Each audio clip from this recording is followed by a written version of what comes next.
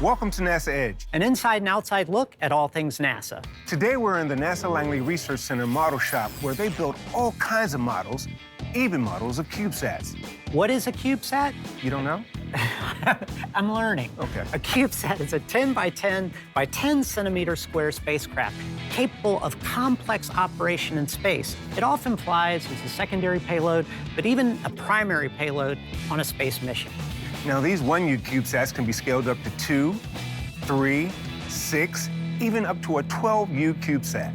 Now, CubeSats usually begin as models, but on today's show, we're going to talk to students that have moved into the next phase, the design, build, and hopefully launching of CubeSats. But first, we'll hear from Justin Treptow from NASA headquarters about their involvement with CubeSats. So, Justin, why is NASA so interested in CubeSats? But when you think about it, like for NASA's purposes, CubeSats have like a couple different advantages, which is why we like them so much. On one side, they're relatively low cost, they're faster, they're smaller, so launch isn't as expensive. And we've shown that you can actually do science with them and you can get data back. Whether it's science or technology demonstrations, they're a really usable platform for getting things to orbit quickly and cheaply. But even beyond that, because they're so approachable, if you want to build a workforce that can support the next James Webb, you can start them on a CubeSat first and they'll get hands-on experience of how to build a spacecraft to a NASA standard, even one that's faster than the big missions we have. Some of our student programs, like CSLI, look to give that same kind of opportunity at a less technical level, but still a rigorous one, to universities and K through 12 students so that they can start getting those hands-on experiences before they even get into industry. So, Justin, what is CSLI? So CSLI stands for the CubeSat Launch Initiative, and it is a program that NASA runs to provide launch opportunities for CubeSats led by NASA, other government organizations, and student groups, with a big emphasis on student groups. This kind of program looks for K through 12 students or high schoolers or college students that have a CubeSat design and show that they have either the funding in place or another partner that's going to help them build it, so that when NASA says, all right, the rocket's ready for launch, bring your CubeSat, you actually have a CubeSat to bring. We recognize the kind of hands-on learning that building a spacecraft when you're in high school or you're in college can actually give students. So 95% of the success of CSLI is just having the students bring their spacecraft completed and designed and built to the launch site. Having it on orbit is really the cherry on top of the whole thing. How does NASA benefit from programs like CSLI? Well, NASA benefits in a couple different ways. One is we are encouraging like a wide swath of students from across the nation to have an avenue for putting something in space, which in and of itself is a huge accomplishment. That leverages the opportunity for people to put on their resumes and to get into colleges and continue their STEM education. What we really hope for is that those kinds of experiences early on in their academic career translates into their industry careers. And whether that's going to US commercial companies and building out the workforce there, or coming to NASA and working on NASA projects, is really the goal. And these kinds of experiences, I think, raises the tides of all ships. It's easy to see why NASA is so excited and enthusiastic about CubeSats. With a variety of missions, including space biology, physics and deep space, and even lunar missions where CubeSats are sent to the moon to orbit and gather data, it's quite impressive.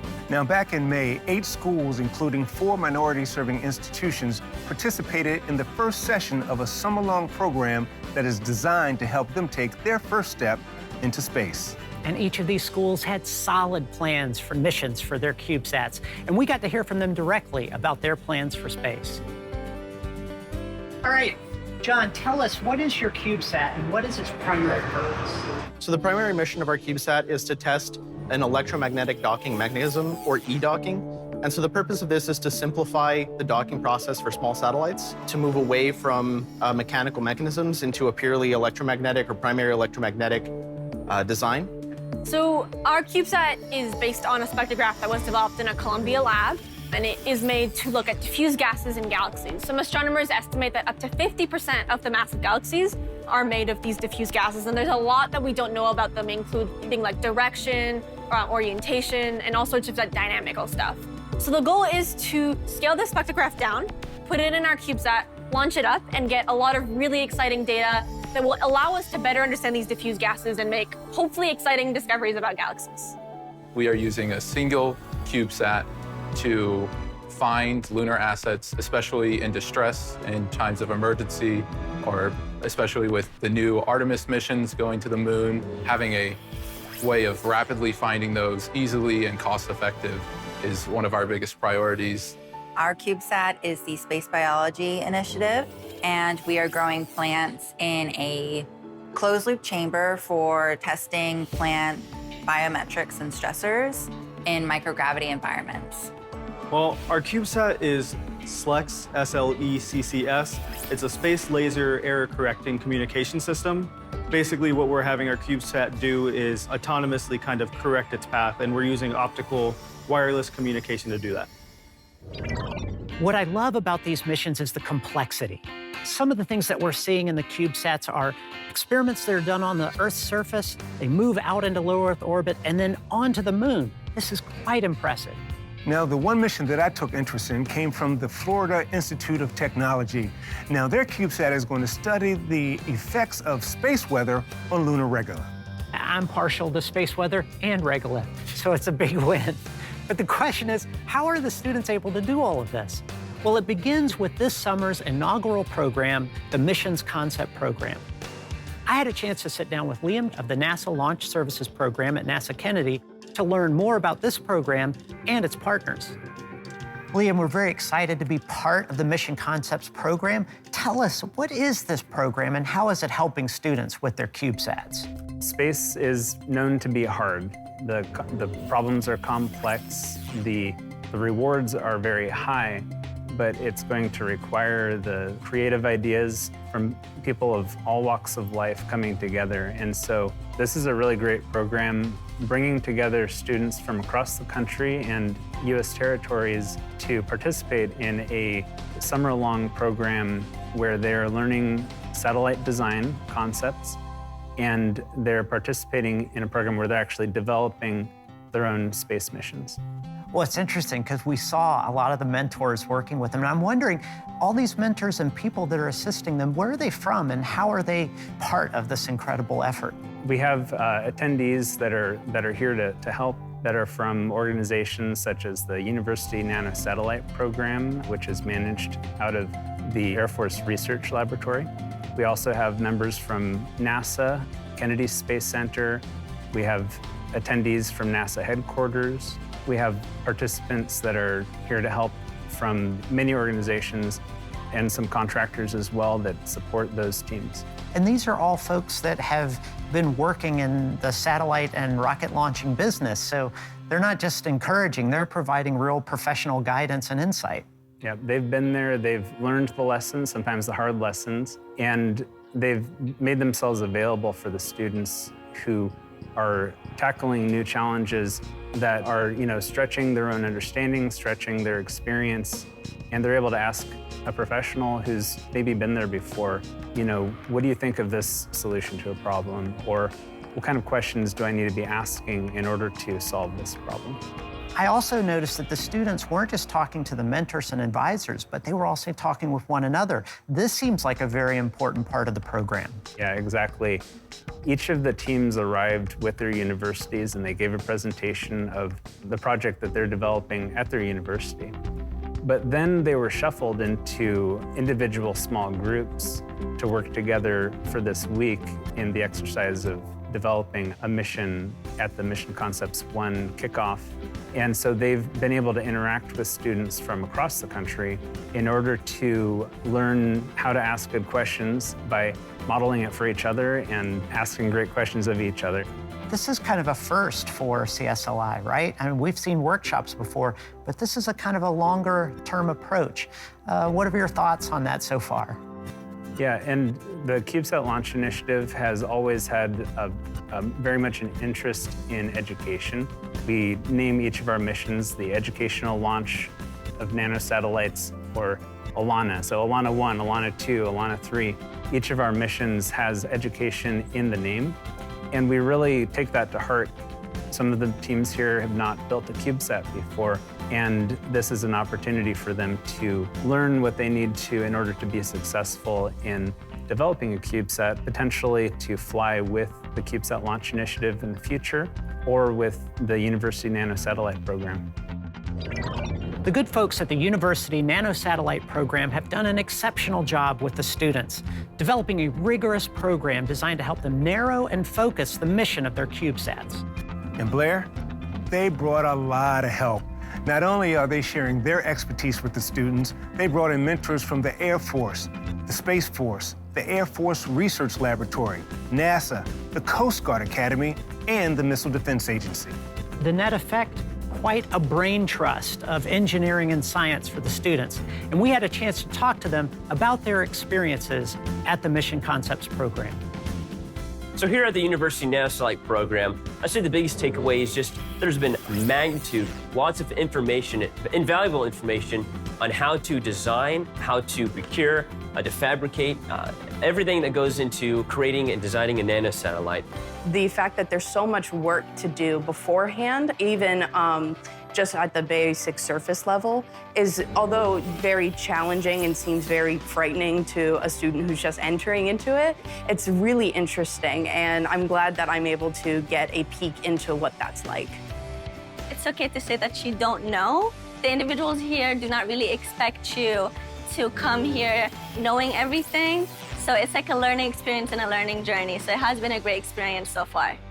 One of the biggest things that I realized yesterday, coming out of here, was how much my CubeSat brain is sorted into boxes now. I think for a lot of the year we've been doing a lot of research, but it really felt a lot all over the place. And just by sitting down and going step by step, what are your mission goals and objectives, and all of the subsystems, I feel like I'm so much more organized and I can actually see a path to CubeSat development.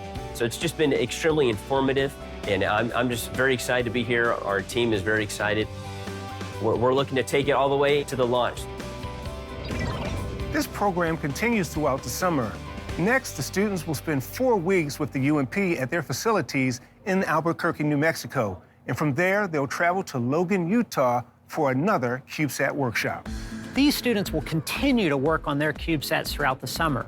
And NASA's CubeSat Launch Initiative is celebrating a recent success. Late last year, Thomas Jefferson High School in Alexandria, Virginia, launched its second CubeSat, Reverb.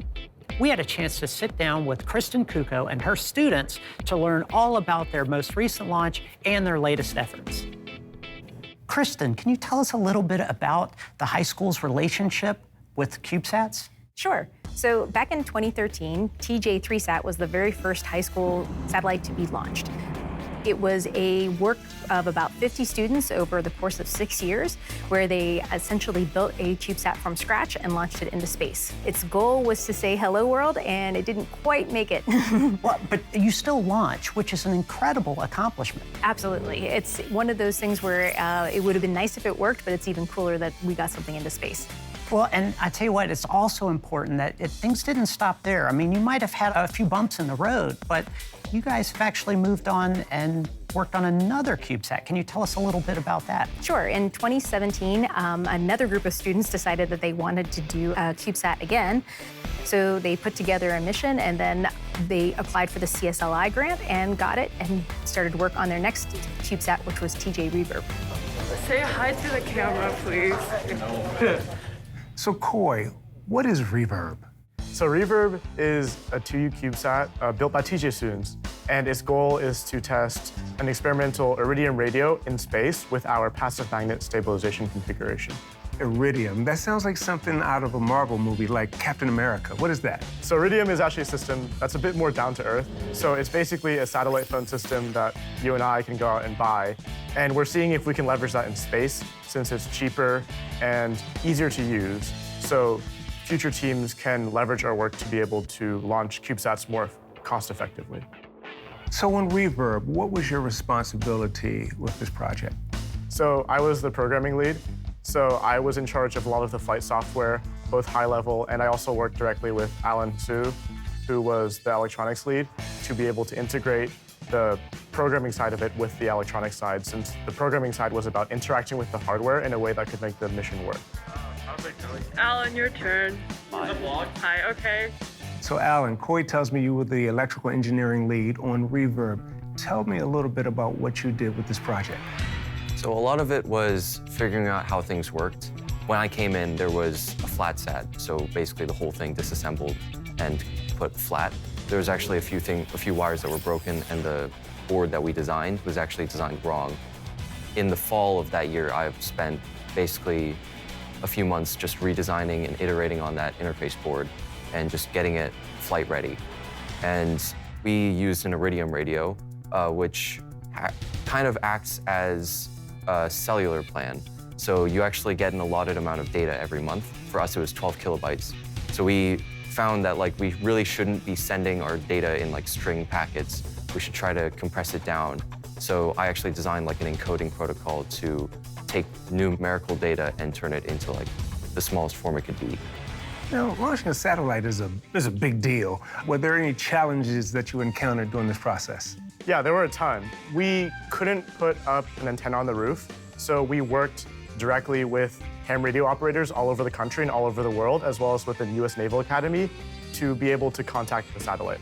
Now, it sounds like a lot of what you did was on-the-job training. You were trying to actually feel your way through this entire process. Is that what it was like? Yeah, that's basically it. I've never worked on a satellite before. I was in the club the year before, but we were working on a weather balloon project. But that is actually where I learned how to design PCBs. So there were elements of things that I learned beforehand, like projects that I had previously worked on that kind of applied to this project in new ways. The last screw. Well, even considering those challenges, you guys did a good job in getting the satellite launched. But in the future, what would you do differently, or what would be beneficial to help you and the students be even more successful with their CubeSats? I think the simple answer to that is mentors. Having the people who know what they're doing, helping the students directly, having an opportunity to kind of learn about what the process looks like before you get started. Because a lot of the issues that we ran into were because we just didn't understand how CubeSats actually got deployed or how they got together, got launched in the first place. Springs on the bottom. And so the spring plate will be compressed. We'll put the lid on, and then you tighten these rods that go. And just knowing those little bits and pieces of information probably would help things go a little bit more smoothly.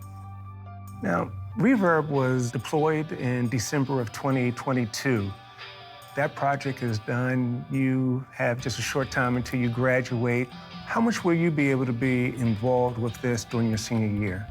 I think that a big part of my job as a senior is to be able to bring up the next generation, because I only have one more year.